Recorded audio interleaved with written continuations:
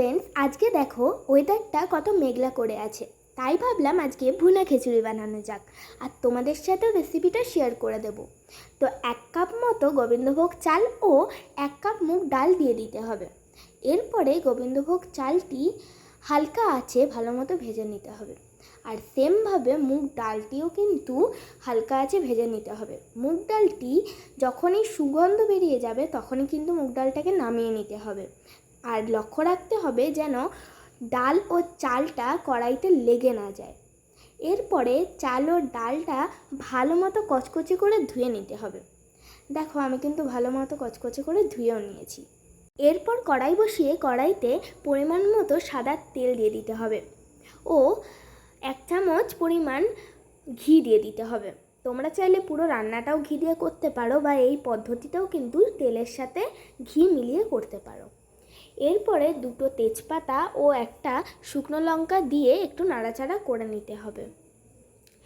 এরপরে সেটার মধ্যে 2টো দারচিনি, 2টো ছোট এলাচ ও 2টো ছোট লবঙ্গ দিয়ে দিতে হবে ও তারপরে একটু নাড়াচাড়া করে নিতে হবে। এরপরে দিয়ে দিতে হবে সাদা জিরে, পরিমাণ মতো দিতে হবে ও তারপরে একটু নাড়াচাড়া করে নিতে হবে। এরপর দিয়ে দিতে হবে চিনেবাদাম, তোমরা চাইলে না দিতেও পারো বা দিতেও পারো, এটা তোমাদের ইচ্ছা।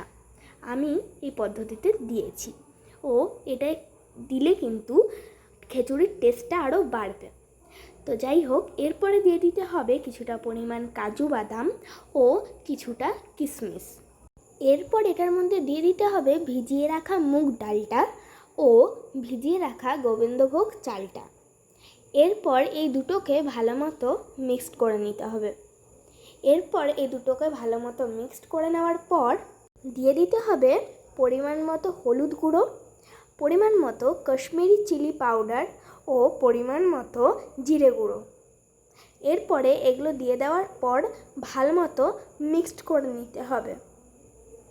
এগুলো ভালো মতো মিক্সড করে নেওয়ার পর দিয়ে দিতে হবে 1 চামচ বা 2 চামচ পরিমাণ আদা পেস্ট। আদা পেস্ট দেওয়ার পর এটাকে ভালো মতো মিক্সড করে নিতে হবে। ভালো মতো মিক্সড করে নেওয়ার পর দিয়ে দিতে হবে স্বাদ মতো নুন। নুন দেওয়ার পর দিয়ে দিতে হবে উষ্ণ গরম জল। আমি কিন্তু আগের থেকেই উষ্ণ গরম জল বসিয়ে রেখেছিলাম। এটা কিন্তু আমি চাল ও ডালের থেকে ডবল দিয়েছি, মানে চাল ও ডাল 2 কাপ দিয়েছি ও জল 4 কাপ দিয়েছি। এরপর এটাকে 20 মিনিটের জন্য ঢাকা দিয়ে রেখে দিতে হবে। এরপর ঢাকা খোলার পর দেখো প্রায়ই কিন্তু এটা সিদ্ধ হয়েই এসেছে। এরপর কিন্তু এটার মধ্যে দিয়ে দিতে হবে অল্প পরিমাণ চিনি ও পরিমাণ মতো গরম মশলা ও দিয়ে দিতে হবে আবার 1 চামচ মতো ঘি। ঘি দেওয়ার পরে একটু হালকাভাবে নেড়ে নিতে হবে।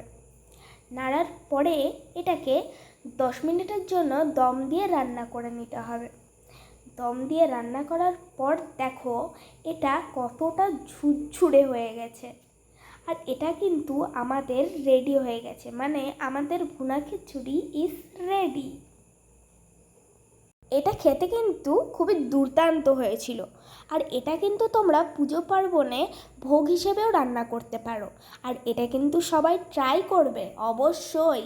টাটা।